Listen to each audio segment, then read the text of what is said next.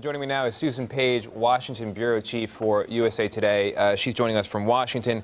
Susan, we just heard Donald Trump at the CIA yesterday attacking the media for its coverage of crowd sizes. And then there was Press Secretary Sean Spicer in a briefing later on Saturday, again blasting reporters for their coverage of the crowd sizes at the inauguration. Seems like newsworthy material because Donald Trump himself likes to discuss crowd sizes.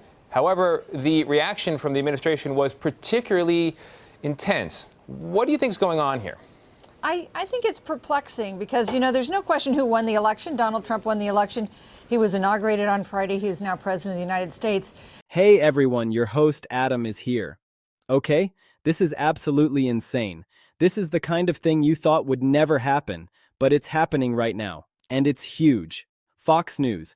Yeah, well, what I was told, Aaron, from two sources who are familiar with how this all happened, was that the president was headed to Florida on Friday. He was watching Fox News on the big screen, and essentially he saw this segment that Fox was doing on how Christians were being targeted by Islamic groups in Nigeria. And very quickly after that, one of the sources says it was immediate that it sparked some anger in him, and he began to inquire about it, asking his staff to be better read on it. But what was interesting was that shortly after he had touched down on Air Force One, he had just taken the Beast, his presidential motorcade, to Mar-a-Lago, is when you saw that first post from him, and it read, "The network that has been Trump's biggest supporter, the network that has covered him more favorably than any other outlet, the network Trump has basically used as his personal propaganda machine for years, just cut him off on live television." Live television.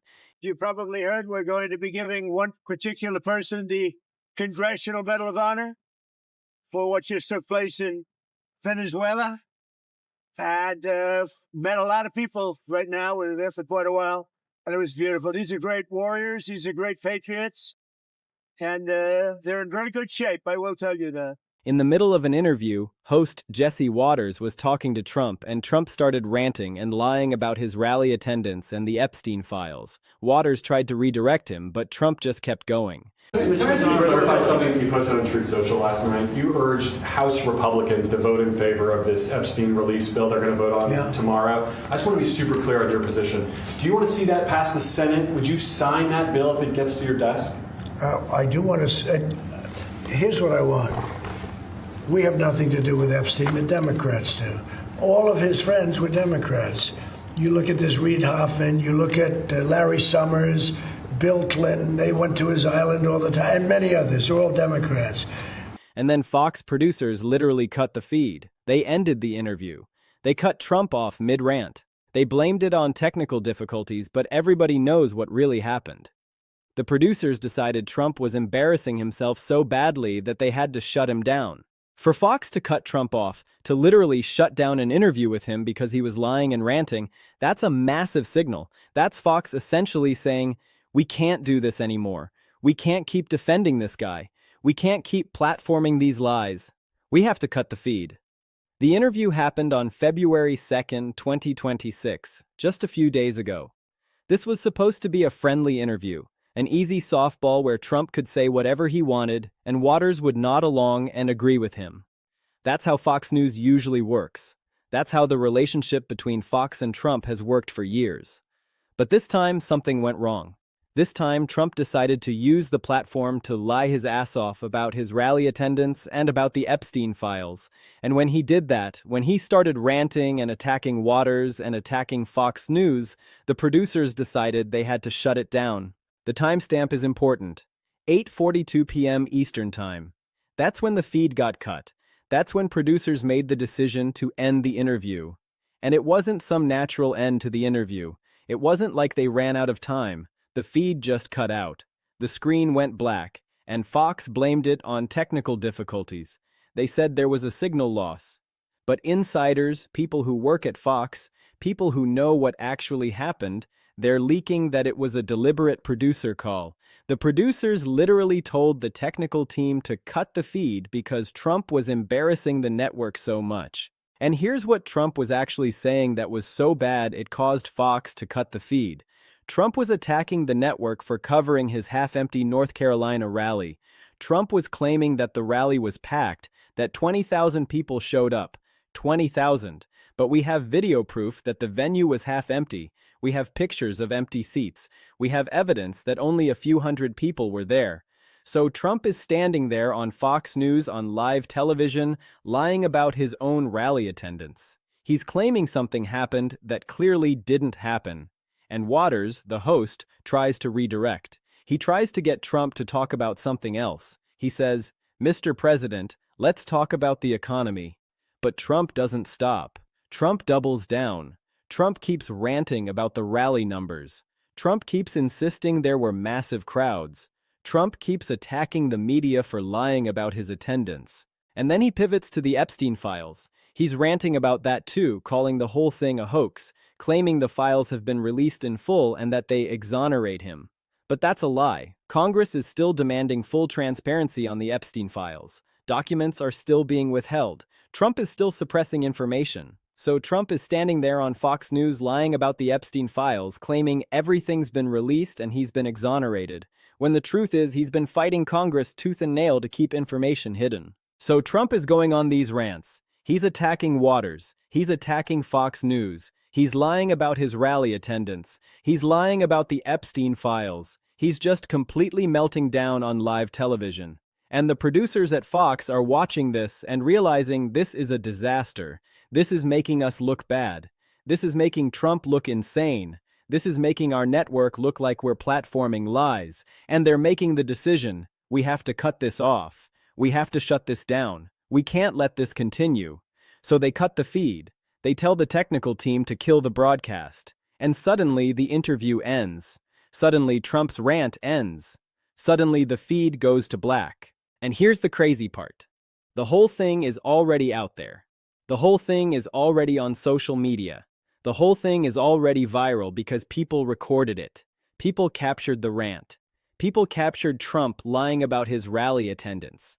People captured Trump doubling down on the Epstein lies. People captured the moment when Waters tried to redirect. People captured all of it. And those viral clips have amassed 5 million views in 24 hours. 5 million views. That's a huge number. That's a massive reach, and everybody's watching Trump lie on television and then get cut off by Fox News. And that's not a good look for Trump.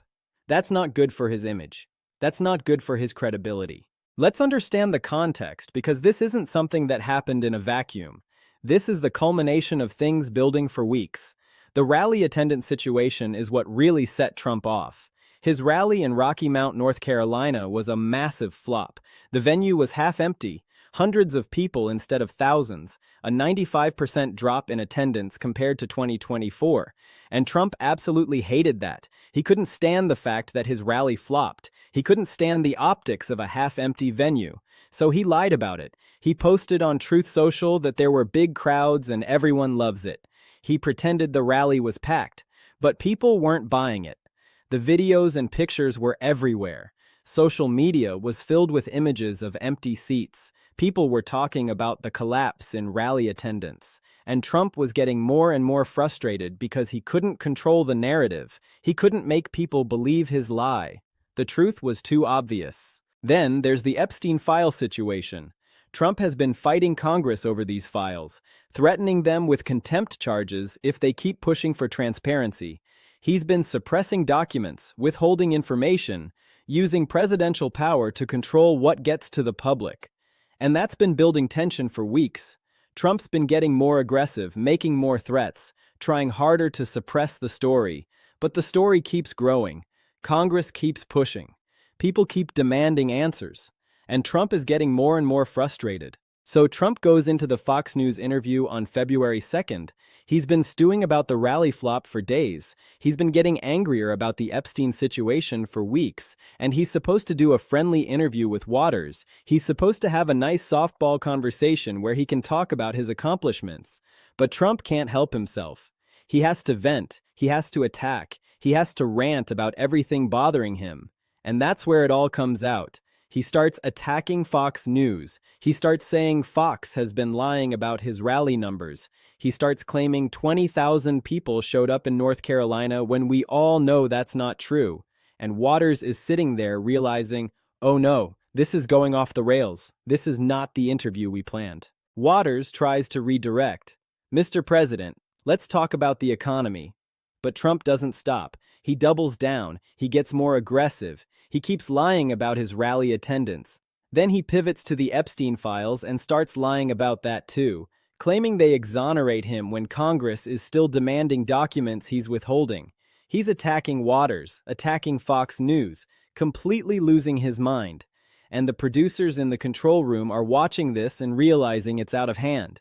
Trump is lying on the air. He's attacking their network. He's making himself look completely unhinged. So at 8:42 p.m., they make the call. They tell the technical team to cut the broadcast. They end the interview. They blame technical difficulties, but everybody knows what really happened. This is a huge deal because Fox News usually protects Trump. They usually give him a platform. They usually defend him against critics. But this time, they decided enough was enough. This time, they decided they had to shut him down. And the fact that this got out anyway, that people recorded it and it went viral, that's actually worse for Trump because now everybody's seen the uncut footage. Everybody's seen him lying about his rally attendance. Everybody's seen him ranting and attacking Waters. Everybody's seen him completely losing his mind on live television. And then everybody saw Fox News cut the feed to try and stop the damage. Fox News cutting Trump off is a signal that they're distancing themselves from him. It's a signal that they're willing to say, no, we're not going to platform these lies anymore. We're not going to defend you anymore. And if Fox News is abandoning Trump, then he's in serious trouble because Fox has been his media ecosystem. Fox has been the way his message gets amplified to his base. If Fox starts cutting him off, if they start refusing to air his lies, then Trump loses a crucial tool for controlling his narrative. The timing matters too. This is happening right after the half-empty rally, right after Trump's support is starting to erode, right after controversies about the Epstein files and court defiance are weighing on him. So now you've got collapsing rally attendance, Fox News cutting him off, viral videos of him melting down on live television, all happening at the same time. And that's creating a narrative that Trump's support is eroding, that even his allies are abandoning him. This is part of a pattern.